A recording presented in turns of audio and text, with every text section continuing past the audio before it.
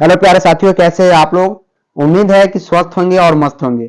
तो आज की क्लास में हम लोग बात करने वाले हैं बायोलॉजी के मॉडल पेपर। जी हाँ, बायोलॉजी के 2024 के लिए साथियों मॉडल पेपर का सॉल्यूशन हम लोग लेके आ गए हैं और धुआंधार तरीके से इसका सॉल्यूशन करेंगे। कुछ सब्जेक्टिव क्वेश्चंस भी इसमें शामिल किया गया है, उसको भी आज क्या करेंगे हम लोग यहाँ पे डिटेल्स में समझने वाले हैं। तो चैनल पर अभी तक नए हैं तो चैनल को सब्सक्राइब कीजिए, ज्यादा से ज्यादा अपने दोस्तों के पास जितने भी ग्रुप है सभी में शेयर कीजिए ताकि सभी स्टूडेंट जुड़ पाए। और 2024 के मात्र 15 दिन अब मात्र बचे हैं आपके एग्जाम के लिए और ये कुछ ही क्षणों में बीतने वाले हैं, आपको पता भी नहीं चलेगा।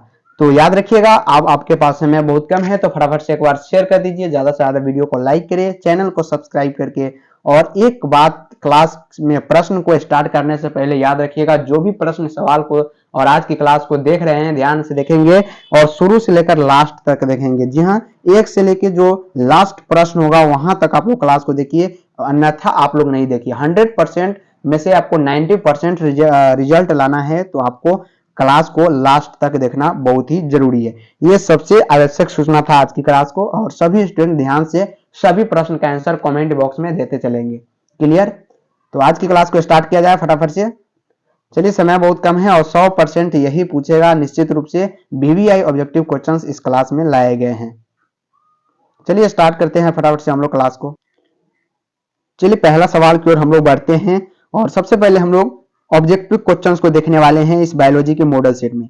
तो पहला सवाल आपकी स्क्रीन के सामने है और सभी लोग क्या करेंगे, फटाफट से अपना अपना उत्तर जो है कमेंट बॉक्स में छोड़ते चलेंगे ताकि सभी का यहाँ पे कॉन्सेप्ट क्लियर हो सके। और जो भी स्टूडेंट रिकॉर्डेड में देख रहे हैं उससे एक उम्मीद है, उससे एक रिक्वेस्ट है कि आप लोग भी अपना आंसर जो है कमेंट बॉक्स में लिखिए और पीडीएफ लेने के लिए डायरेक्ट टेलीग्राम चैनल को ज्वाइन कीजिए। इसी वीडियो के नीचे डिस्क्रिप्शन में आपको लिंक मिल जाएगा, वहां पे आपको आंसर प्रोवाइड नहीं किया जाएगा, इसलिए हम बोल रहे हैं कि वीडियो में कमेंट छोड़ के जाएं ताकि आपको क्या हो, बाद में आंसर खोजने का कोई जरूरत ना पड़े और डायरेक्ट वीडियो के आंसर से आप अपनी पीडीएफ में आंसर लगा सकते हैं। चलिए स्टार्ट करते हैं बिना समय को गवाए हुए आज की क्लास को और फटाफट से हम लोग 70 ऑब्जेक्टिव क्वेश्चंस को सॉल्व करने वाले हैं। तो पहला सवाल आपके स्क्रीन के सामने कहता है ओपेरॉन मॉडल क्या प्रदर्शित करता है। एमवीवीआई क्वेश्चन है। जी हाँ, एमवीवीआई क्वेश्चन है, गेस क्वेश्चन है। और ये मॉडल पेपर में जो ये क्वेश्चन दिया गया साथियों वो 100% आपके एग्जाम में आने की उम्मीद रखता है, याद रखिएगा। तो ओपेरॉन मॉडल क्या प्रदर्शित करता है, पहला नंबर सवाल का जवाब जो है सभी का आना चाहिए। क्या रहा सभी का? जीन का संश्लेषण, जीन का एक्सप्रेशन या जीन का रेगुलेशन या जीन का फंक्शन। तो ओपेरॉन मॉडल क्या प्रदर्शित करता है, यहाँ पे जीन का रेगुलेशन प्रदर्शित करता है। क्या प्रदर्शित करता है? तो जीन का रेगुलेशन, याद रखिएगा। ऑप्शन नंबर ए इस सी जो होगा ए, पहला नंबर सवाल का जवाब बिल्कुल राइट हो जाएगा। सभी का ऑप्शन नंबर सी आ रहा है जो कि बिल्कुल राइट है। दूसरा नंबर सवाल देखिए, किसका पुष्पासन खाया जाता है। उम्मीद है कि सभी लोग के बीच आवाज एकदम अच्छी तरह से जा रही होगी और क्लास भी अच्छी तरह से चल रही होगी। अगर कोई भी दिक्कत आता है कमेंट बॉक्स में आप लोग जरूर बताएं ताकि उसका सोल्यूशन नेक्स्ट क्लास में किया जाएगा।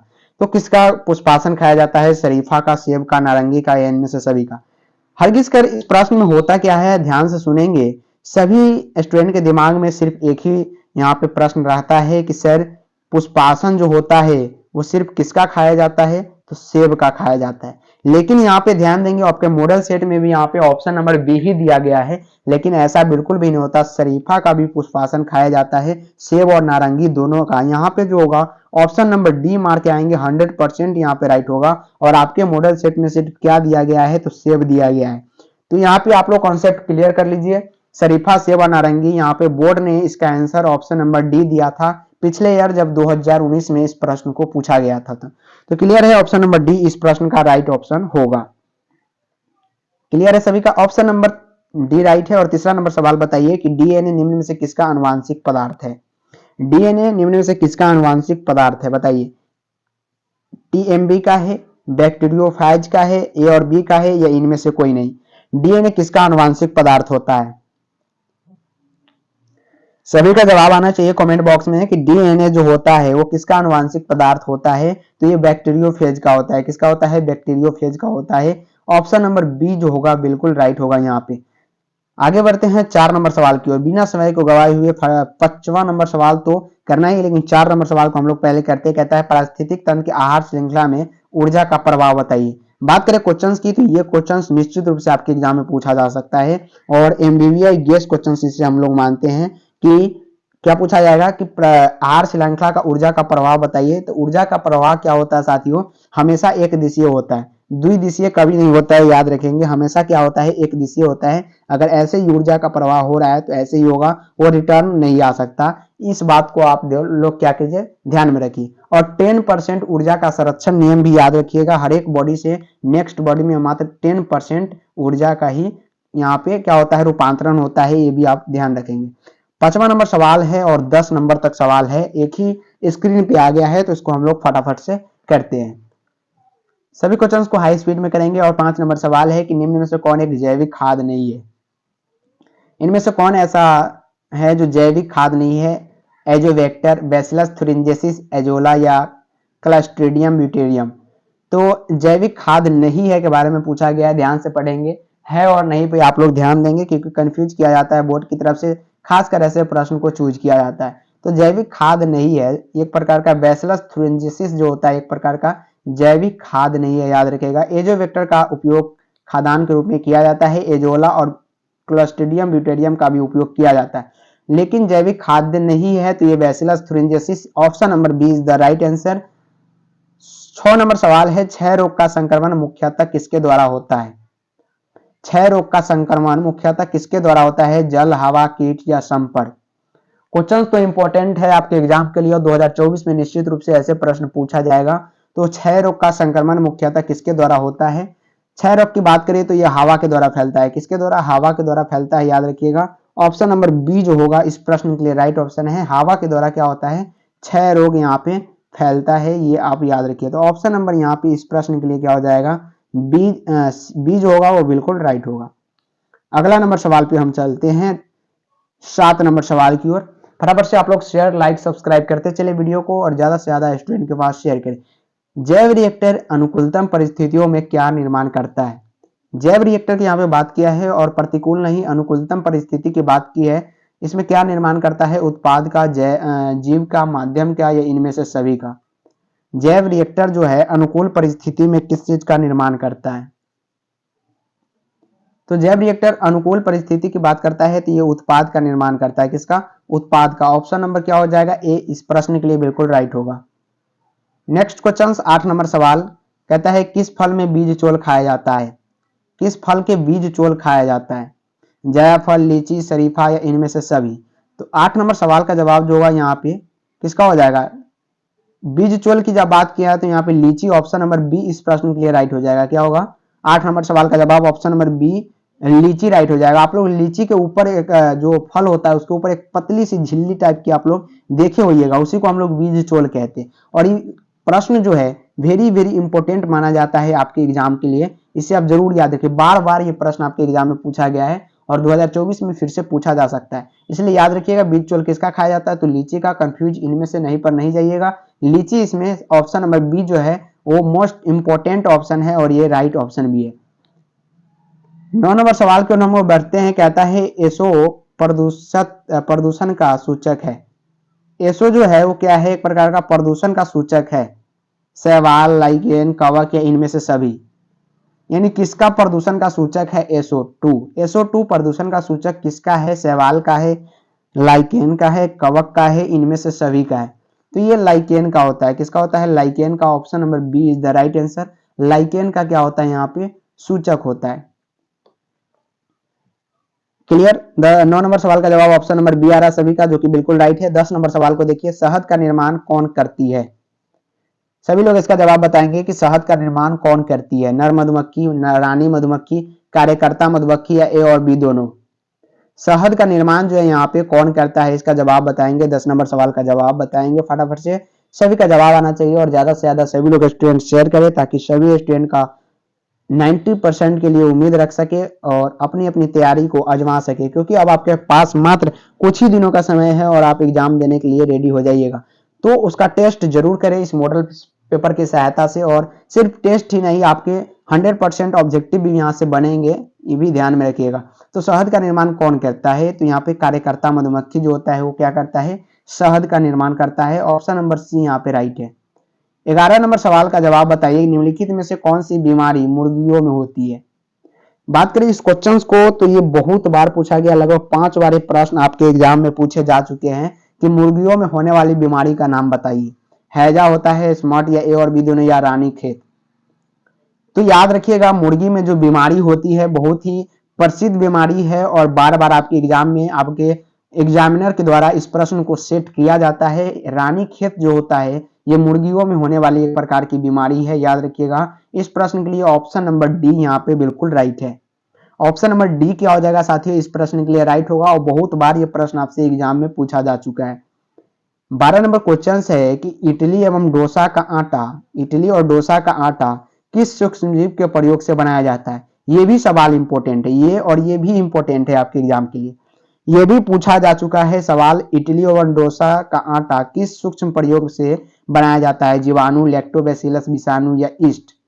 किसका उपयोग किया जाता है जिसके कारण वो बहुत ही फैलता रहता है यानी फूलता रहता है इडली और डोसा का आटा, बताइए उसमें किस चीज का प्रयोग किया जाता है। ये तो आपको याद होना चाहिए, उसमें क्या किया जाता है, कौन से सूक्ष्मजीव का, तो जीवाणु का उसमें उपयोग किया जाता है। किसका, जीवाणु का। ऑप्शन नंबर यहाँ पे ए एकदम राइट होगा।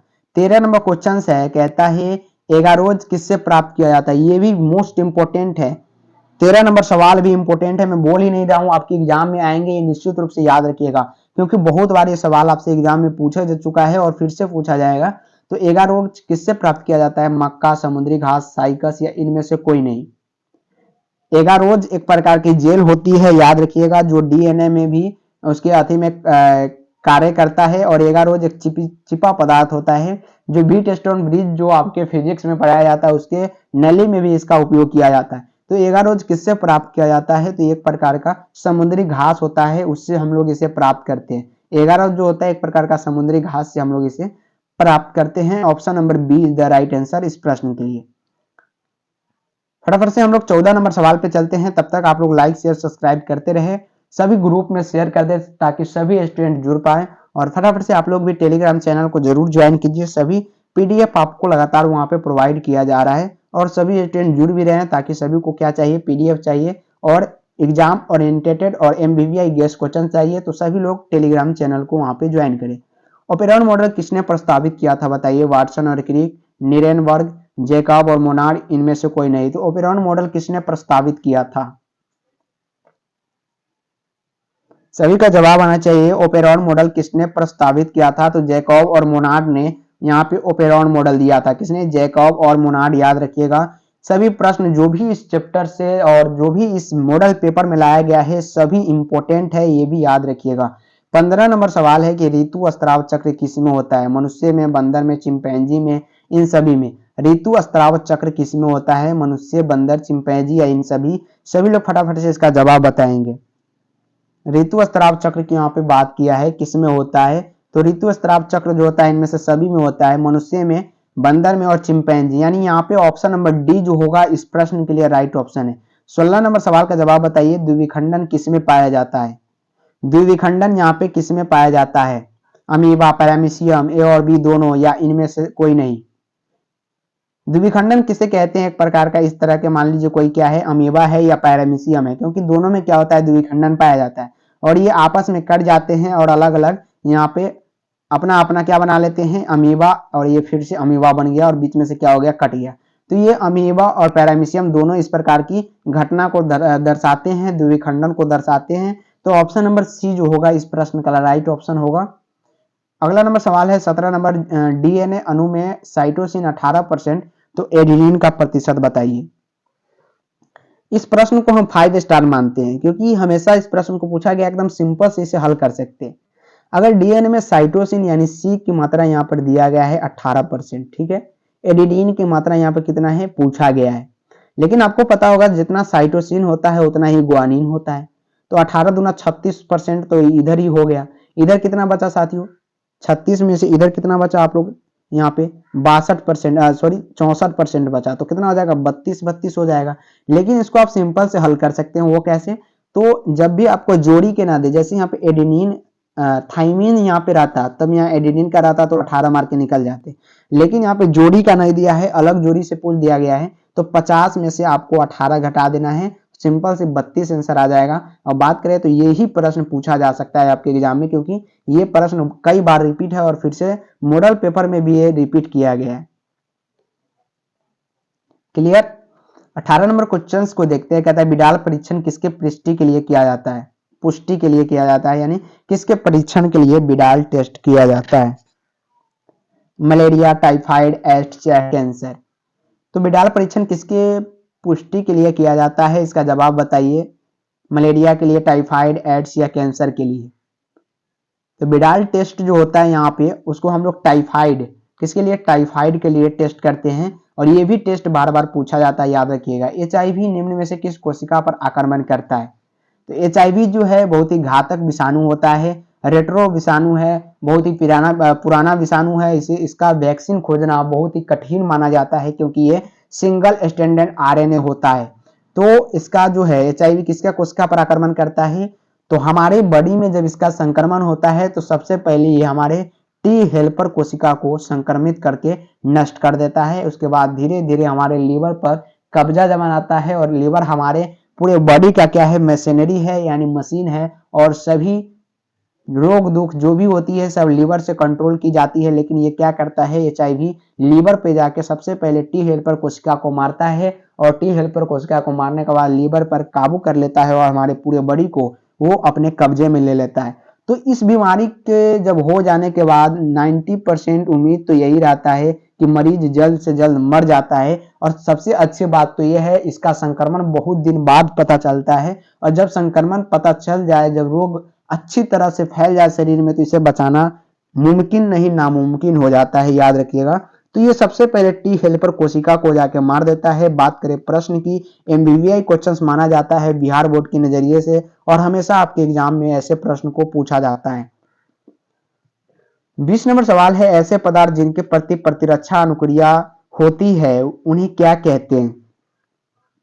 जिनके प्रति प्रतिरक्षा अनुक्रिया होती है, कहने का मतलब होता है कोई एंटीजन आपके अंदर गया, जैसे हमारे अंदर कोरोना का वायरस गया, उसके प्रति कोई अनुक्रिया किया, हमारे बॉडी ने उसको मारने का प्रयास किया प्रतिरक्षा तंत्र ने, तो उस अनुक्रिया को हम लोग उसे क्या कहते हैं, एलर्जन, टीका, एंटीबॉडी या एंटीजन कहते हैं। तो उसको हम लोग एंटीजन कहते हैं। क्या कहते हैं, एंटीजन कहते हैं, याद रखिएगा। ऑप्शन नंबर यहाँ पे डी राइट है। उसके प्रति अनुक्रिया अगर कोई चीज करता है हमारे बॉडी में तो उसको एंटीजन कहते हैं। 21 नंबर सवाल है, एलर्जी के कारण निकलने वाले रसायन बताइए। एलर्जी के कारण हमारे शरीर से रसायन निकलते हैं, उसका नाम बताइए। हिस्टामिन स्रावित होता है, सीरोटीन होता है, ए और बी दोनों होता है, इनमें से कोई नहीं। बताएंगे एलर्जी के कारण निकलने वाले रसायन का नाम बताइए। तो ये जो होगा सीरोटीन और हिस्टामिन जो होगा, यहाँ पे ऑप्शन नंबर सी यहाँ पे बिल्कुल राइट है, दोनों होता है, हिस्टामिन और सीरोटीन दोनों होता है। 21 नंबर सवाल का जवाब ऑप्शन नंबर सी जो होगा इस प्रश्न के लिए राइट ऑप्शन है। क्लियर। आगे बढ़ते हैं हम लोग 22 नंबर क्वेश्चन पे। कहता है निम्न में से कौन नर युग्मक से संयोजन कर भ्रूणपोष बनाता है। नर युग्मक से संयोजन करके भ्रूणपोष कौन बनाता है, निस्तकांड या एंटीपोडल, सहायक कोशिका या द्वितीयक केंद्रक। भ्रूणपोष याद रखिएगा 3N होता है। क्या होता है, 3N होता है और भ्रूण को पोषण देने का कार्य करता है, इसके लिए उसका नाम भ्रूणपोष रखा जाता है। तो नर युग्मक से संयोजन कर भ्रूणपोष यहाँ पे कौन बनाता है, तो भ्रूणपोष जो होता है द्वितीयक केंद्रक जब मिलता है तो भ्रूणपोष का निर्माण होता है, याद रखिएगा। 23 नंबर क्वेश्चन का जरा जवाब बताइए। कहता है कि एक जीन जोड़ा दूसरे जीन जोड़ा के प्रभाव को दबा देता है, यानी वो प्रभाविता का नियम दर्शाता है। इस घटना को क्या कहते हैं, एपिस्टेटिस, प्रभाविता, उत्परिवर्तन या इनमें से कोई नहीं। जरा जूम आउट करते हैं और इसका आंसर आपसे पूछा जाता है, आप लोग इसका जवाब बताइए। 23 नंबर सवाल का इंपॉर्टेंट है, उसको हम लोग क्या कहते हैं, अगर एक जीन जोड़ा दूसरे जीन जोड़ों के प्रभाव को अगर दबा दे, जी हाँ उसके प्रभाव को अगर दबा दे तो इस घटना को हम लोग एपिस्टेटेंसिस कहते हैं। ऑप्शन नंबर ए यहाँ पे जो होगा इस राइट होगा। 24 नंबर सवाल है कि ट्रांसफर आरएनए में पाए जाने वाले 3 क्षारकों के क्रम को संदेशवाहक आरएनए कोडोन से बंधता है, उसे हम लोग क्या कहते हैं, त्रिक, एंटीकोडोन, नॉन सेंस कोडोन, समापन कोडोन। तो ऐसे कोडोन को हम लोग क्या बोलते हैं, एंटीकोडोन बोलते हैं। क्या बोलते हैं, एंटीकोडोन, यानी option number C is the right answer. 25 number सवाल है, विचेरेटिया बैनक्रॉफ्टी जो आदमी में फैलेरिया रोग पैदा करता है का समूह क्या है। विचेरेटिया बैनक्रॉफ्टी जो होता है जो आदमी में फैलेरिया रोग पैदा करता है का समूह बताइए। प्रोटोजोआ है, जीवाणु है, विषाणु है, हेलमिंथीज है। तो विचेरेरिया बेनक्रॉप्टी जो आदमी में फैलेरिया रोग पैदा करता है उसको हम लोग क्या बोलते हैं, हेलमेंथीज होती है एक प्रकार की, याद रखिएगा, लंबी लंबी होती है इस प्रकार की, इसका नाम होता है Helminthes. Option number D right है। अगला नंबर सवाल 26 नंबर, फटाफट से आप लोग क्लास को शेयर करें, ज्यादा से ज्यादा लाइक करें, नोटिफिकेशन को ऑन कर ले ताकि सभी क्लास का नोटिफिकेशन आपको मिलता रहे, और ज्यादा से ज्यादा स्टूडेंट के पास शेयर और लाइक जरूर करें। अधिक अल्कोहल लेने से शरीर का कौन सा अंग ज्यादा प्रभावित होता है? तो सबसे ज्यादा अल्कोहल हमारे शरीर के कोई ऐसे अंग पर प्रभाविता दर्शाता है तो यकृत होता है, यानी लीवर होता है। सबसे पहले वो लीवर को खराब कर देता है, इसलिए अल्कोहल न पिए तो ही अच्छा है। लेकिन 27 नंबर सवाल है। अच्छा, एक सवाल यहाँ से बनता है कि दारू में कौन सी अल्कोहल पाई जाती है? इथाइल अल्कोहल पाई जाती है या मिथाइल अल्कोहल पाई जाती है?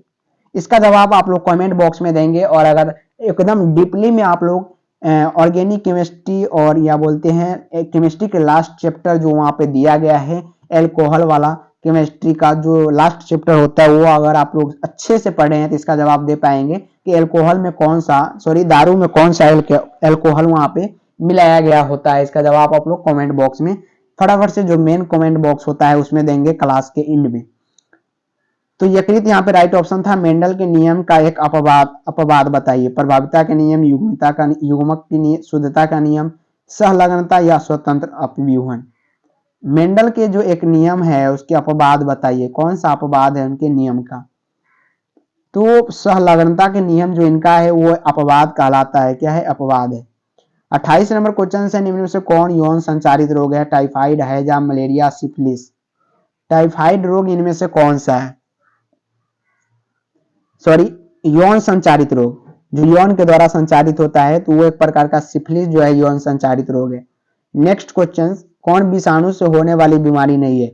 यानी वायरस से होने वाली बीमारी इनमें से कौन नहीं है? मम्स नहीं है, इन्फ्लुएंजा नहीं है, डिप्थेरिया नहीं है या मीजल्स नहीं है। विषाणु से होने वाली कौन सी यहाँ पे बीमारी नहीं है? तो कौन सा नहीं है साथियों यहाँ पे? जी हाँ, डिप्थीरिया जो होता है ये विषाणु से होने वाली बीमारी नहीं है। 30 नंबर सवाल का जवाब बताइए, कौन पशुपालन में सम्मिलित नहीं है? मधुमक्खी पालन, कुक्कुट पालन, मत्स्यिकी या कार्बनिक खेती। पशुपालन के अंतर्गत कौन नहीं आता है ये पूछा गया है। तो मधुमक्खी पालन, कुक्कुट पालन और मत्स्यिकी सभी आता है, लेकिन कार्बनिक खेती जो है ये पशुपालन के अंतर्गत नहीं आता है, कृषि के अंतर्गत आता है। 31 नंबर सवाल का जवाब जरा बताइए। कहते हैं निम्नलिखित में से किसका संबंध माइक्रोबैक्टीरियोलॉजी से नहीं है? माइक्रोबायोलॉजी से नहीं है। क्या है? माइक्रोबायोलॉजी से नहीं है। संबंध पूछा गया Louis Pasteur, JD Watson, Stephen Hales या रॉबर्ट कॉक। तो किसका संबंध माइक्रोबायोलॉजी से नहीं है? तो ये जो है स्टेफेन हेल्स जो है इसका संबंध जो है वो माइक्रोबायोलॉजी से बिल्कुल भी नहीं है, याद रखिएगा। 32 नंबर सवाल है, एंटीकोडॉन्स किस में पाया जाता है?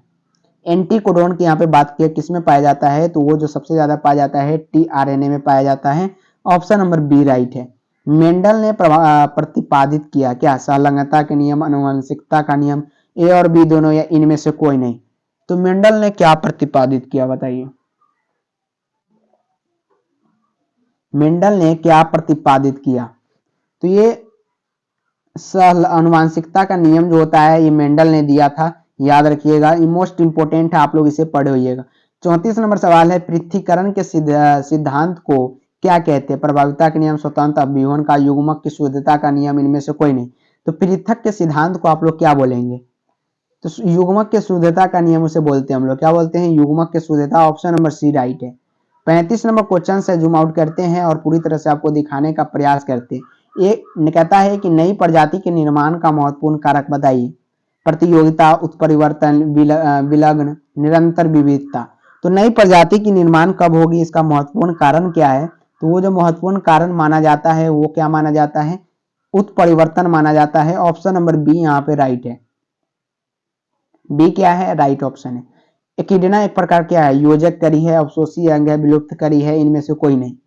मोस्ट इंपोर्टेंट सवाल है, एकिडना से सवाल हमेशा बनते हैं। तो एकिडना का जवाब बताइए कि एकिडना एक प्रकार का क्या है? तो एक प्रकार का योजक करी है। क्या है? एक प्रकार का योजक करी है। ऑप्शन नंबर ए राइट है। डोडो बताइए विलुप्त प्रजाति है, संकट प्राप्त प्रजाति है, आपत्तिग्रस्त प्रजाति, इनमें से कोई। ये जो दो प्रश्न है, ये दो प्रश्न में से एक क्वेश्चन निश्चित रूप से पूछा जाएगा।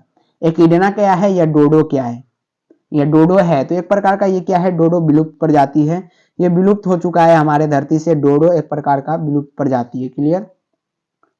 38 नंबर पर चलते हैं हम लोग। कहता है निम्नलिखित में से कौन द्विगुणित संरचना है। अंडाणु की बात करें, गलत, अगुणित है। भ्रूणपोष त्रिगुणित है। युग्मनज क्या है यहाँ पे, युग्मनज क्या है, युग्मनज तो यहाँ पे द्विगुणित संरचना है, तो ऑप्शन नंबर सी ही यहाँ पे राइट होगा, ऑप्शन नंबर डी गलत हो जाएगा।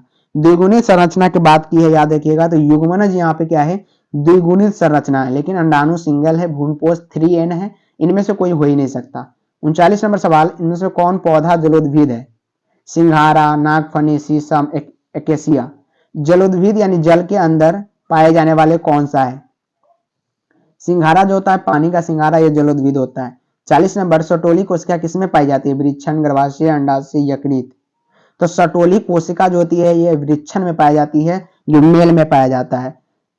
41 नंबर क्वेश्चन से मनुष्य पुरुष में गुणसूत्रों की संख्या बताइए। तो मनुष्य यानी पुरुष में गुणसूत्र की संख्या पूछा गया है, तो ये 44 प्लस XY यानी 44, एक 45 और एक 46, टोटल कितने गुणसूत्र हो गए, 46 हो गए। तो इस प्रकार से आपको कंफ्यूज करेगा, लेकिन यहाँ पे ध्यान रखिए, यहाँ पे कितने हो गया, 46, एक 47, एक 48 हो गया, यहाँ पे भी 48 हो गया, और यहाँ पे तो 46 है लेकिन डबल एक्स है, तो ये किस में होता है, फीमेल में होता है। लेकिन यहाँ पे XY ध्यान से लगाएंगे तभी आपका आंसर क्लियर होगा। यानी एग्जामिनर जो है इस तरह का अगर प्रश्न आपको सेट करके देता है तो पूरी तरह से फंसाने का प्रयास करता है बोर्ड की तरफ से, याद रखिएगा। तो आपको बिल्कुल भी घबराना नहीं है और सभी क्वेश्चंस का राइट आंसर लगा के आना है। 42 नंबर सवाल का जवाब बताइए। तब तक आप लोग सभी लोग 42 नंबर सवाल का जवाब बताएंगे।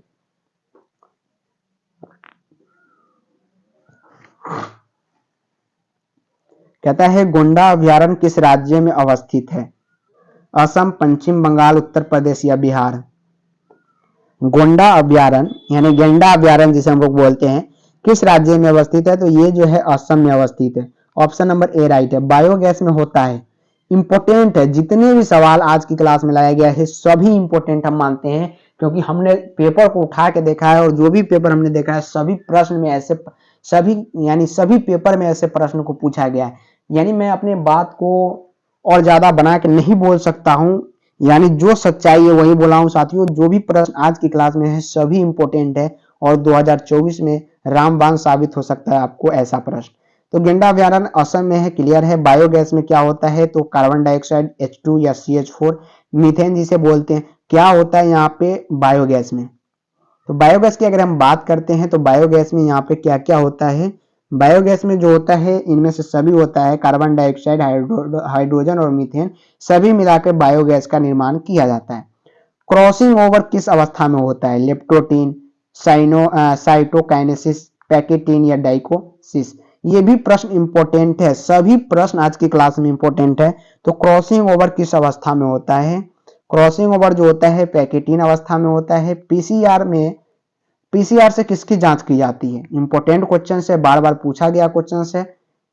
पीसीआर में किसकी जांच होती है, HIV की, क्षय रोग, हैजा की या कैंसर की। तो पीसीआर से किसकी जांच होती है, सभी लोग जवाब बताएंगे। पीसीआर से यहाँ पे जो होता है HIV की जांच की जाती है। प्रत्येक जीवित पादप कोशिका से पूर्ण पौधा बनाया जाता है, इस गुण को क्या कहते हैं। प्रत्येक जीवित पादप कोशिका से पूर्ण पौधा बनाया जाता है, क्लोनिंग, समा क्लोनिंग, टोटीपोटेंसी या इनमें से सभी। तो इस प्रक्रिया को हम लोग टोटीपोटेंसी कहते हैं, ऑप्शन नंबर यहाँ पे सी राइट है। 47 नंबर, आवृतबीजी पौधे के भ्रूणपोष में गुणसूत्रों की सूत्र गुणता क्या होती है, यानी भ्रूणपोष में कितने गुणसूत्र होते हैं। तो हमने बार बार जिक्र किया है 3n होते हैं, याद रखिएगा। 48 नंबर क्वेश्चन फटाफट से इसका जवाब बताइए। कहता है कि जब संतति की उत्पत्ति एकल जनक के द्वारा होती है तो यह क्या कहलाती है, लैंगिक जनन, अलैंगिक, ए और बी दोनों या आंतरिक निषेचन। एकल जनक द्वारा जब होती है तो उसे हम लोग अलैंगिक जनन कहते हैं। क्या कहते हैं, अलैंगिक जनन। जबकि दो जनक जब भाग लेते हैं, मेल भी लेते हैं यहाँ पे और क्या लेते हैं यहाँ पे फीमेल भी लेते हैं। दोनों जनक अगर यहाँ पे भाग लेते हैं तो उसको हम लोग क्या बोलते हैं, लैंगिक जनन। लेकिन एकल जनक जब भाग लेते हैं तो अलैंगिक जनन, यानी ऑप्शन नंबर यहाँ पे बी राइट हो जाएगा। 49 नंबर क्वेश्चन का जवाब बताएंगे। कहता है मानव युग्मक में गुणसूत्रों की संख्या कितनी होती है, 21, 23, 44 या 46। मानव युग्मक की बात की है, जरा ध्यान से फोकस करके यहाँ पे उत्तर लगाएंगे। गलत हो सकता है मानव युग्मक यानी मेल युग्मक में गुणसूत्र की संख्या टोटल 23 होती है, याद रखिएगा। सीधे मानव में युग्मक की मानव में गुणसूत्र की संख्या पूछता है तो कितना होता है 46, लेकिन युग्मक में पूछा है तो युग्मक क्या होता है n होता है, तो n में कितना होता है 23 होता है, ये याद रखिएगा। ऐसे प्रश्न बार बार पूछे जाते हैं और फंसाने का प्रयास है। 50 नंबर, रिस्ट्रिक्शन एंजाइम बताइए। रिस्ट्रिक्शन एंजाइम क्या है? एक्सोन्यूक्लियेज है, एंडोन्यूक्लियेज है, लाइगेज है, पॉलीगेज है। तो रिस्ट्रिक्शन एंजाइम जो होता है यहाँ पे एंडोन्यूक्लियेज होता है। क्या होता है साथियों? एंडोन्यूक्लियेज होता है। ऑप्शन नंबर बी राइट है। राष्ट्रीय उद्यान में सुरक्षा प्रदान की जाती है फ्लोरा की, फाउना की, पारिस्थितिक तंत्र की, ए और बी दोनों की। तो राष्ट्रीय उद्यान में सुरक्षा प्रदान यहाँ पे सभी की जाती है, यानी फ्लोरा के भी और फाउना के भी, लेकिन पारिस्थितिक तंत्र की नहीं की जाती है। अगला नंबर सवाल है, द्वितीयक उत्पादन किससे संबंधित है? उत्पादक शाकाहारी, मांसाहारी, इनमें से कोई नहीं। द्वितीय उत्पादक कौन है, किससे संबंधित रखते हैं? तो ये शाकाहारी से रखते हैं। द्वितीय उत्पादकता वो कहलाती है। मान लीजिए घास को बकरी ने खाया या खस्सी ने, और उसे हम लोग क्या करते हैं, खा जाते हैं, तो ये जो हुआ द्वितीय उत्पादक हुआ। प्राथमिक उत्पादक कौन हुआ? घास हुआ। लेकिन प्राथमिक उपभोक्ता कौन हुआ? तो वो फिर बकरी हो जाएगा, ये याद रखिएगा। 53 नंबर सवाल, पाश्चराइजेशन में गर्म करते हैं केवल दूध को, किसी भी तरल को 100 डिग्री के ऊपर या किसी भी तरल को 70 डिग्री पर, या इनमें से कोई नहीं। पाश्चराइजेशन जो प्रक्रिया आपके बायोलॉजी में दिया गया है उसमें हम लोग क्या करते हैं? तो पाश्चराइजेशन में जो हम लोग करते हैं वो केवल दूध को क्या करते हैं, वहां पर हम लोग गर्म करते हैं। पराग भीति होती है एक स्तरीय, द्विस्तरीय, त्रिस्तरीय, बहुस्तरीय। तो पराग भीति जो होती है वो फर्स्ट सेकंड चैप्टर में आपको यहाँ पे दिया गया है इसके बारे में। ये द्विस्तरीय होती है। टेपिटम होती है, बहुत ही हार्डेस्ट उसे माना जाता है, याद रखिए। 55 नंबर सवाल, टी लिम्फोसाइट्स उत्पन्न करता है। टी लिम्फोसाइट्स उत्पन्न होता है। टी लिम्फोसाइट से क्या होता है? अस्थि मज्जा से होता है, पेट से, थाइमस से, या यकृत से। तो हमने एक ट्रिक बताया था, उसको आप लोग फॉलो कीजिए, निश्चित रूप से सही होगा। यहाँ पे अस्थि मज्जा से होता है। क्या होता है? अस्थि मज्जा से। क्लियर? अगला नंबर सवाल है 56 नंबर क्वेश्चन कि इको आर फर्स्ट एंजाइम का स्रोत कौन है? तो इको आर फर्स्ट का इचरेसिया कोलाई से इसको संबंध रखते हैं, और इसका जो एंजाइम का स्रोत है वो इचरेसिया कोलाई है। इको आर फर्स्ट इसी के नाम से ये दिया गया है, ये भी याद रखिएगा। इसे ई कोलाई शॉर्टकट में बोलते हैं, फुल नेम इसका इचरेसिया कोलाई है। 57 नंबर, कीट कौन कीटभक्षी पौधा है? कीटभक्षी पौधा कौन है बताइए फटाफट से। तो ये ड्रोसेला और नफ्थीन दोनों है, तो ऑप्शन नंबर सी यहाँ पे राइट हो जाएगा। दोनों क्या है? कीटभक्षी पौधा है। 58 नंबर सवाल है कि निम्न में से कौन उभयलिंगी प्राणी है? उभयलिंगी प्राणी बताइए जिसमें दोनों लिंग उपस्थित हो। तो केंचुआ क्या होता है? उभयलिंगी है। और 59 नंबर कहता है कोरेला निम्न में से क्या है? सवाल है, जीवाणु है, प्रोटोजोआ, एकल कोशिका प्रोटीन है। तो कोरेला जो है, क्लोरेला जो है एक प्रकार का यहाँ पे क्या है, सभी का जवाब आना चाहिए। क्या है? तो एक प्रकार का सवाल है, याद रखिएगा। नेक्स्ट क्वेश्चन 60 नंबर सवाल, क्राइजिन वालकृति से किस फसल को बचाता है? क्राइजिन जो है वालकृति के किस फसल से बचाता है बताइए। कपास, चाय, आम, गेहूं। तो ये जो है यहाँ पे कपास से बचाता है। 61 नंबर क्वेश्चन है कि डीएनए में कौन सी प्यूरिन बेस है? तो डीएनए में जो होता है, आपको मैंने बार बार बताया है, एडेनिन और ग्वानिन होता है। क्या होता है? एडेनिन और ग्वानिन होता है। कैंसर किस कारक से होता है? जीवाणु, एन्कोजिन्स। तो ये ऑन्कोजिन्स ऑप्शन नंबर यहाँ पे बी है राइट, लेकिन यहाँ पे सी पर बिल्कुल भी नहीं जाइएगा। ऑन्कोजिन्स बिल्कुल यहाँ पे राइट है, जिसके कारण कैंसर उत्पन्न होता है। 63 नंबर है, सूक्ष्म प्रजनन में क्या संभव है? अलैंगिक जनन, लैंगिक जनन, ए और बी दोनों, इनमें से कोई नहीं। सूक्ष्म प्रजनन से क्या संभव है? तो इसे अलैंगिक प्रजनन संभव है। आरएनए के पाइरिमिडीन में पाया जाता है। पाइरिमिडीन यहाँ पे होगा। तो क्या पाया जाता है आरएनए के पाइरिमिडीन में? आरएनए के पाइरिमिडीन में क्या पाया जाता है? तो यहाँ पे साइटोसिन यूरेसिल पाया जाता है, बिल्कुल राइट है। 65 नंबर क्वेश्चन है कि ट्रिपल एंटीजन टीका का उपयोग किसके लिए नहीं होता है?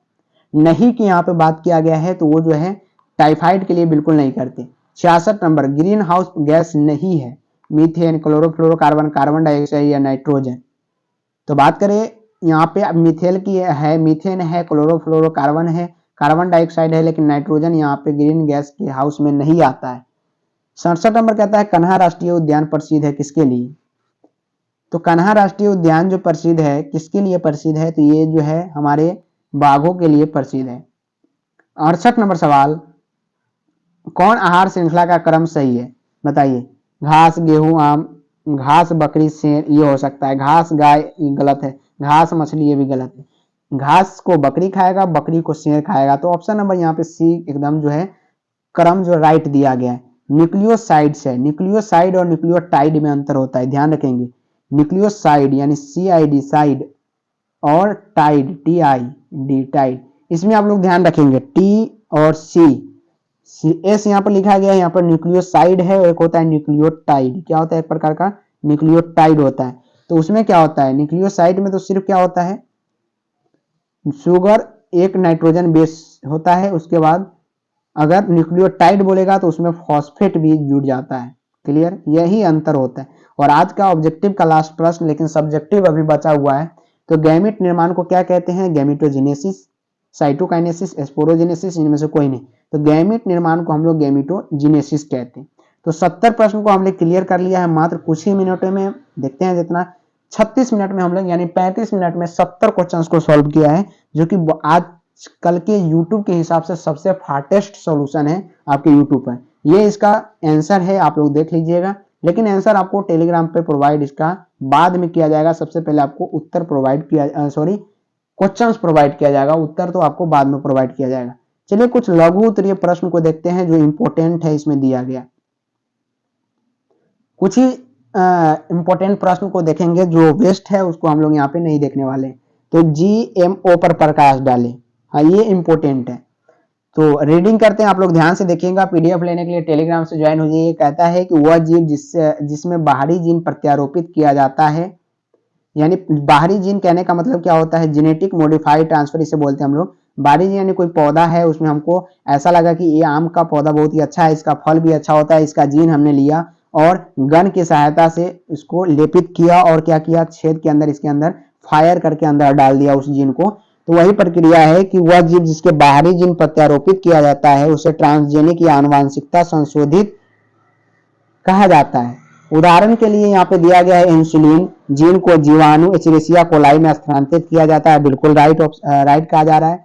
और प्रौद्योगिकी विधि से इंसुलिन के बड़े पैमाने पर उत्पादन शुरू किया जाता है। इतना अगर आप लोग लिख देते हैं तो आपको 2 नंबर पक्का आपके एग्जाम में मिल जाएंगे। इसे MBBI प्रश्न हम लोग मानते हैं और हमेशा GMO पर प्रश्न आपसे पूछा जाता है। तो इसको आप लोग देख लीजिएगा। दूसरा नंबर सवाल को हम लोग चलते हैं। तीसरा नंबर पर कहता है कि अमावेसियस क्या है? अमीवियासिस क्या है? इसके कारण का नाम बताइए और इस रोग के लक्षण का वर्णन करिए। यानी अमीवियासिस इसका नाम होता है इस बीमारी का। पेचिस एंटामीबा हिस्टोलिका के नामक प्रोटोजोआ एक प्रकार का होता है, इस प्रकार की होती है एंटामीबा हिस्टोलिका प्रोटोजोआ। कुछ लंबी लंबी होती है इस प्रकार की ये होती है। ये मनुष्य के आंत के निचले हिस्से श्लेष्मा, अंतःश्लेष्मा तथा पेशीय स्तर में रहता है। इस अवस्था को ट्रोफोज्वाइंट अवस्था इसको कहते हैं।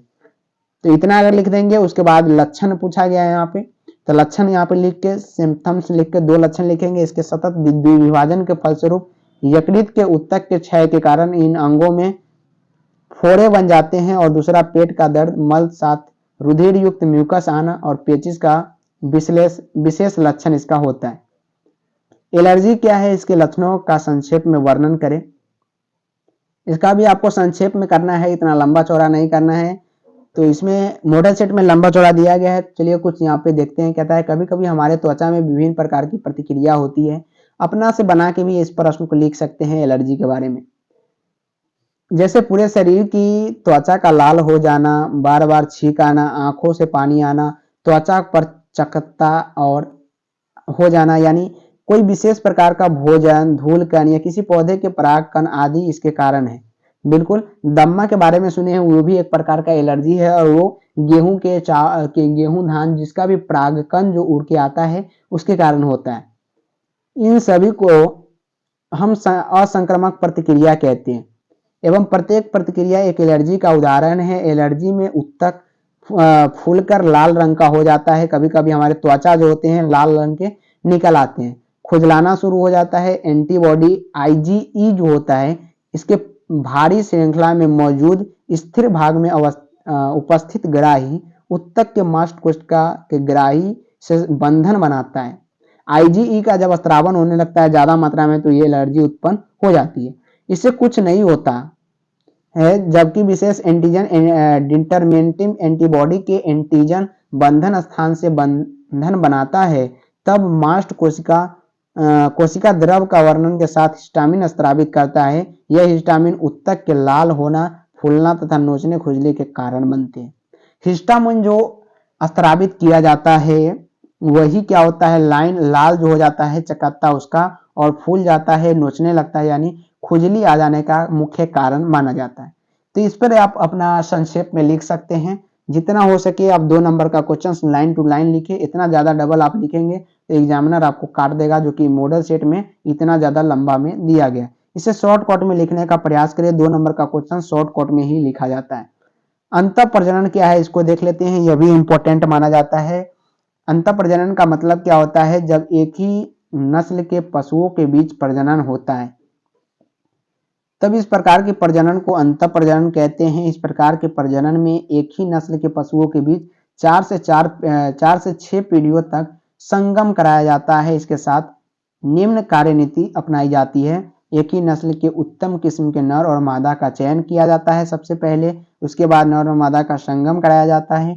संतति के मूल्यांकन और श्रेष्ठ नर मादा का चयन सबसे पहले किया जाता है कि अच्छे से अच्छे वहां पे पैदावार हो, और चयनित तथा संलग्न का किया जाता है। तो इसे आप लिख देंगे, 3-4 पॉइंट भी बना के लिखेंगे तो अच्छे मार्क्स आपके 2 नंबर में दिए जाएंगे। लेकिन बात करते हैं 10 नंबर सवाल इंपॉर्टेंट माना जाता है। बिहार बोर्ड ने कई बार इस क्वेश्चन को पूछा है और फिर से पूछेगा। क्लाइनफेल्टर सिंड्रोम पर प्रकाश डालिए। प्रकाश ये नहीं डालना है कि आपको टॉर्च बना के वहां पे प्रकाश डाल देना, ये गलत बात है। यहाँ पे प्रकाश डालने का मतलब होता है इसके बारे में आप कुछ लिखिए जो आपसे हो सके, जो यहाँ पे उचित लिखा जा सकता है। तो यह एक ट्राइसोमी का उदाहरण है। ट्राइसोमी कहने का मतलब यहाँ पे देखिए 44 गुणसूत्र तो होते हैं, लेकिन क्या होता है अगर फीमेल में हो जाए तो एक गुणसूत्र यहाँ पे वाई बढ़ जाता है, तो ये ट्राइसोमी इसको हम कहते हैं। कभी कभी ये ऑब्जेक्टिव में पूछा जा सकता है, याद रखिएगा। लेकिन इसमें लिंग क्रोमोसोम एक्स की एक अतिरिक्तता प्रतिलिपि की मौजूद रहने के चलते मानव कोशिका में 47 क्रोमोसोम हो जाता है। बिल्कुल, यह संलक्षण पुरुषों में पाया जाता है, याद रखिएगा। ये फीमेल में नहीं पाया जाता है, ये पुरुष में पाया जाता है। जो देखने में सामान्य लगते हैं लेकिन इनमें मादा लक्षण परिलक्षित होते हैं, जैसे स्त्री के भांति वक्ष की वृद्धि, वक्ष यानी छाती का बाहर आ जाना। ऐसे पुरुष प्रायः बांझ होते हैं क्योंकि इनमें शुक्राणु बहुत कम बन पाते हैं। इसके बारे में आप लिख सकते हैं और ज्यादा से ज्यादा 2 से 3 लाइन में लिखने का प्रयास करें, ज्यादा लंबा इसका उत्तर न लिखें।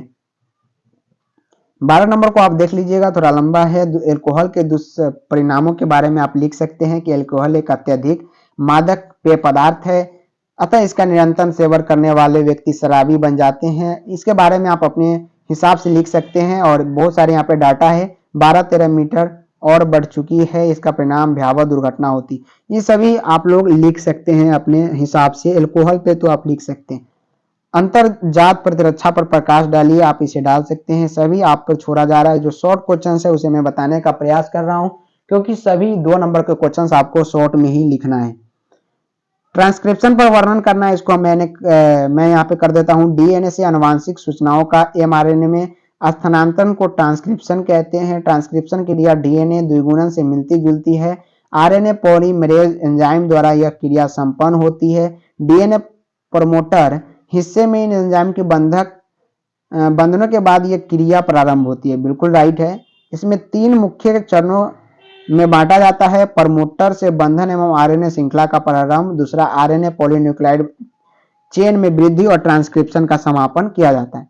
तो इसे लिख लीजिएगा। बायोपायरेसी जैविक चोरी क्या होता है, इस पर ध्यान दीजिए। किसी राष्ट्र या उससे संबंधित लोगों के बिना व्यक्तिगत अनुमोदन, मान लीजिए मैं कोई ऐसे जीव जंतु का खोज किया जो आज तक किसी वर्ल्ड में नहीं किया, और वो मैंने अपने देश के सरकार से क्या किया, एग्रीमेंट बनवा लिया कि ये मैंने खोज की है। लेकिन क्या किया, किसी किसी मतलब सरकार की अनुमति के बिना अगर दूसरे देश के आदमी हमारे इस जो प्रोसेस किया है हमने इस चीज को खोजने के लिए, उसका अगर कोई चोरी कर लिया तो उसी को हम लोग क्या कहते हैं, बायो पायरेसी कहते हैं। इसके बारे में डिटेल्स में लिखा गया है, आप लोग यहाँ लिखे जैसे कहता है पेटेंट प्राप्त कर उसका व्यवसाय किया। पेटेंट का मतलब क्या होता है? पेटेंट का मतलब होता है अपने सरकार से क्या करना, मोहर मरवा लेना कि हाँ ये आपने खोज किया है, इसी को हम लोग पेटेंट कहते हैं। आम भाषा में समझिए। मेंडल के सफलता का कारण लिखिए, तो निम्नलिखित कारण है। मेंडल के पौधे का चयन किया सबसे मुख्य कारण है। क्यों किया? तो वनस्पति जगत में पाए जाने वाले लाख पौधे में मेंडल ने केवल मटर के ही पौधे को अपने प्रयोग के इसलिए चुना क्योंकि मटर के पौधे में अनेक प्रकार के विपरीत गुण पाए जाते हैं। कार्य प्रणाली: मेंडल ने अपने अध्ययन के लिए एक समय में सिर्फ एक ही गुण को लिया। इसके साथ उन्होंने अपना अवांछित परागकणों से संभावित पर परागण को रोका, यानी अलग परागकण को आने से यहाँ पे रोका। चयनित गुण अलग अलग क्रोमोसोम पर अवस्थित थे, इसलिए उसके परिणाम और स्वाधान नहीं पैदा हुए, इसलिए इसका मुख्य कारण माना जाता है। उत्तक संवर्धन पर एक निबंध लिखिए, इसे आप लिख लीजिएगा। और आज के लिए साथियों इतना ही है। फिर से हम लोग मिलेंगे नेक्स्ट क्लास में नेक्स्ट मॉडल सेट के साथ या एमबीवीआई क्वेश्चंस के साथ। तब तक के लिए आज के लिए इतना ही। Bye bye, take care and Jai Hind जय भारत। जो भी प्रश्न आपको यहाँ पे दिया गया है सबको रिवाइज करें, नेक्स्ट क्लास को आप लोग जरूर देखें।